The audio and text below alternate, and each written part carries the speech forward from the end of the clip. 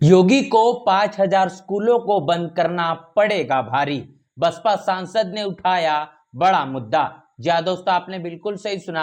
मैं हूं पराग महेंद्र, आप देखना शुरू कर चुके हैं नेशनल चौपाल। उत्तर प्रदेश में योगी आदित्यनाथ की सरकार ने एक ऐसा फैसला लिया जिस फैसले के बाद तमाम राजनीतिक पार्टियों को विरोधाभास वाली भूमिका दर्ज करनी पड़ी, जिसमें यह देखा गया कि योगी आदित्यनाथ का यह साफ तौर पर कहना था कि 5,000 जो ऐसी स्कूलें उत्तर प्रदेश में मौजूद है जो कि तमाम 50 से कम विद्यार्थियों के मुताबिक चल रही है, जिसको बंद कर मतलब कि मर्ज करने के आधार पर तमाम पुख्ता संसाधनों को आसानी से मुहैया करवाया जा सकता है। लेकिन इसके पीछे की जब वास्तविकता देखी गई कि जिन 5,000 स्कूलों को बंद करने का फैसला योगी आदित्यनाथ की सरकार के जरिए लिया गया है, जिसके कारण जमीनी स्तर पर अनेकों समस्याओं का सामना दलितों, आदिवासियों, पिछड़ों को करना पड़ रहा है। क्योंकि जिन सरकारी स्कूलों को बंद करने का फैसला लिया गया है, खासतौर पर यह देखा जाता है कि उन तमाम सरकारी स्कूलों में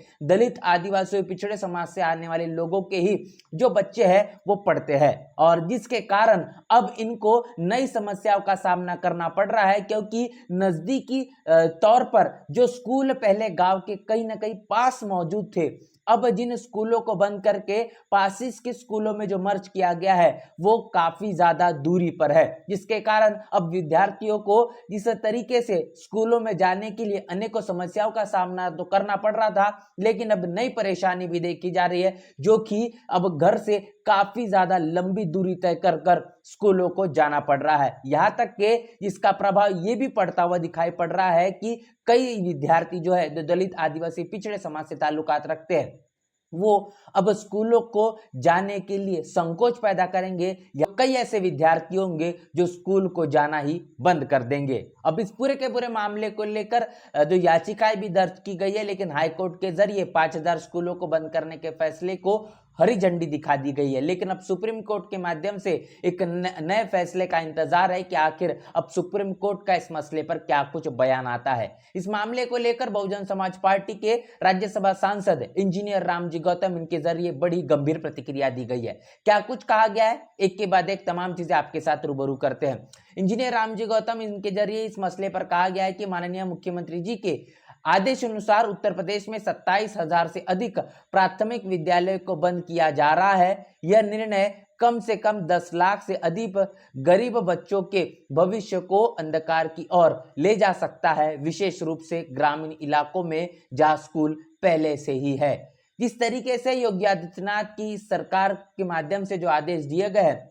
इस आदेश के मुताबिक 27,000 स्कूलों को बंद करने का जो फैसला लिया गया है, इस फैसले के कारण इस प्रकार का प्रभाव देखने को मिल रहा है कि 10 लाख से अधिक जो गरीब बच्चे हैं, इनके भविष्य अब अंधकारमय जीवन व्यतीत करने वाला ही नजर आ रहा है, जिसके कारण जो ग्रामीण इलाके हैं इसमें सबसे ज्यादा प्रभावित है। इसके पहले कई ऐसी जगह जहां पर पहले से स्कूल नहीं थे। इसके साथ साथ आगे ये भी कहा गया है कि कई गांवों के बच्चों को 2 किलोमीटर से भी अधिक दूरी तय करनी पड़ सकती है। कई स्थानों पर यह रास्ता घने जंगलों, झाड़ियों, असुरक्षित इलाकों से होकर गुजरता है, जिससे विशेषकर बच्चियों को सुरक्षा के लेकर गंभीर जो चिंता उत्पन्न होती है। आप देख पा रहे हैं कि उत्तर प्रदेश में दलितों, आदिवासियों पर होने वाले अन्य अत्याचार रुकने थमने का नाम नहीं ले रहे हैं। जिस तरीके से योगी आदित्यनाथ की सरकार के जरिए बार बार बड़े बड़े मंचों से दावा किया जाता है बेटी बचाओ और बेटी पढ़ाओ, और दलित समाज से ताल्लुकात रखने वाली तमाम बच्चियों के साथ जिस मुताबिक निर्मम हत्या कर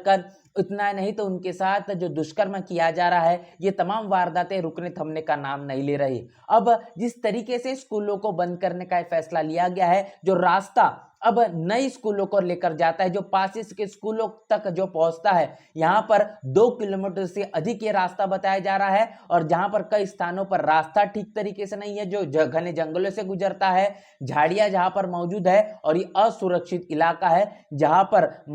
तमाम तरीके की वारदातों को अंजाम देने के लिए काफी ज्यादा प्रभावी जो क्षेत्र जिसे माना जा सकता है। तो अपराध के मामले भी इस फैसले के बाद बढ़ते हुए नजर आएंगे। ये बात रामजी गौतम इनके जरिए कही गई। इसके साथ साथ इतना ही नहीं तो आगे भी कहा गया कि वर्तमान में सामाजिक और आर्थिक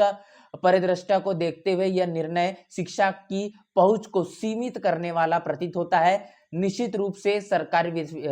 विद्यालयों में छात्रों की संख्या कम हो रही है, लेकिन इसका समाधान स्कूल बंद करना नहीं बल्कि उन्हें बेहतर बनाना होना चाहिए। ये फैसला जो योगी आदित्यनाथ के माध्यम से लिया गया है, जिनका ये कहना है कि जिन स्कूलों में 50 विद्यार्थी से कम है उन स्कूलों को बंद किया जाए, क्योंकि इसके कारण तमाम जो वहां पर मौजूद शिक्षक है, इनके साथ साथ तमाम तरीके की चीजें स्कूलों को चलाने के लिए लगती है, उसके पीछे सरकार का पैसा खर्च हो रहा है। लेकिन सवाल यह है कि स्कूलें अगर बंद हो रही है, विद्यार्थी अगर स्कूलों तक नहीं पहुंच पा रहे, तो स्कूलों को की तमाम सुविधाओं को कैसे बेहतर बनाया जाए और विद्यार्थी स्कूलों में आने के लिए अपने आप को कैसे प्रोत्साहित और मजबूर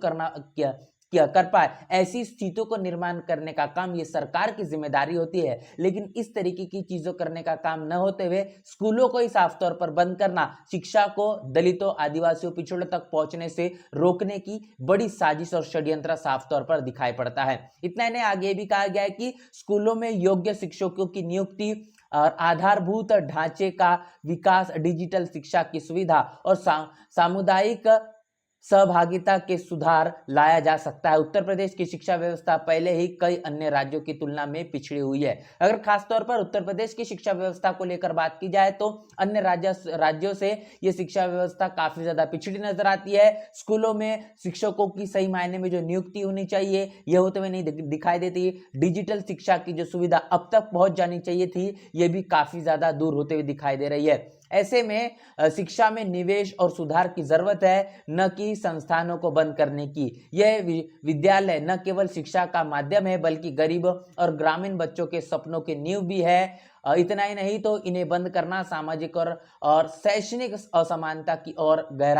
गहराएगा और हमें उम्मीद है कि सरकार इस फैसले पर पुनर्विचार करेगी। इतना ही नहीं तो आगे कहा गया है कि क्योंकि शिक्षा से भी व्यक्ति के व्यक्तित्व के साथ समाज और देश का विकास होता है, हमें उम्मीद है कि सरकार इस फैसले पर पुनर्विचार करेगी और शिक्षा के अधिकार को सुनिश्चित करने की दिशा में सकारात्मक कदम लेगी। जिस तरीके से स्कूलों को बंद करने का ये जो निर्णय है, ये साफ तौर पर शिक्षा और उसके निवेश में तमाम जो सुधार की जरूरत है उसको दरकिनार करते हुए खास तौर पर पूरे के पूरे संस्थानों को बंद करके दलितों, आदिवासियों, पिछड़ों को, इस देश के 90% जो आबादी अपने आप में रखता है, उसको शिक्षा से कैसे दूर रखा जाए, उसका एक सबसे बड़ा षड्यंत्र है। क्योंकि शिक्षा ये शुरुआती दौर पर ग्रामीण इलाकों में सपनों की सबसे पहली नींव है, जिसके कारण शिक्षा को अपने हाथ में लेकर और अपने आप को स्वाभिमानी कैसे जीवन जिया जाए, इसकी सबसे पहली सीढ़ी अगर कोई होती है वो शिक्षा होती है। और इस देश की तमाम जो सरकारें हैं, जो उत्तर प्रदेश की हो या फिर केंद्र की हो, ये दोनों सरकारें ये नहीं चाहती कि सबसे पहली नींव सपनों को बनने के लिए बहुजन समाज अपने आप को तैयार कर पाए। और इसीलिए सामाजिक तौर पर, शैक्षणिक तौर पर असमानता बनी रहे और गुलामी वाली मानसिकता कहीं आने वाले समय में और प्रभावकारी बनी रहे, यही कहने की सरकार का उद्देश्य है। लेकिन तमाम चीजों को मद्देनजर रखते हुए इससे परिवर्तित होकर शिक्षा पर सकारात्मक तौर पर भार देते हुए आने वाले समय में देश में कैसे विकास किया जाए और इसके लिए शिक्षा कैसे सबसे ज्यादा असरकार हो पाए, ये तमाम चीजें सोच समझकर अब सरकार जो है इस फैसले पर पुनर्विचार करेगी और शिक्षा के अधिकार को सुनिश्चित तौर पर बहुजन समाज के आखिरी तबके तक कैसे पहुंचाया जाए, इसका भी सकारात्मक कदम उठाएगी। ये तमाम बातें इंजीनियर रामजी गौतम इनके जरिए कही गई है। तो देखना दिलचस्प होगा कि इन तमाम मसले को लेकर क्या अपने उसी मनुवादी जातिवादी सोच का परिचय देने का काम योगी आदित्यनाथ के सरकार के जरिए होते हुए इन स्कूलों को बंद करने का फैसला इसी तरीके से बरकरार रहेगा, या फिर तमाम राजनीतिक पार्टियों के माध्यम से इस फैसले का जिस मुताबिक विरोध किया जा रहा है, उन तमाम चीजों को ध्यान में रखते हुए इस फैसले को बदलने का काम योगी आदित्यनाथ की सरकार के मुताबिक होगा। इस पूरे मसले को लेकर क्या कुछ होगा ये तो वक्त ही बताएगा, लेकिन आप इस मामले पर क्या सोच रहे हैं लिखकर कमेंट बॉक्स में जरूर बताएं। बने रहे नेशनल चौपाल के साथ, मिलते हैं नए वीडियो में, तब तक के लिए जय भीम, जय भारत।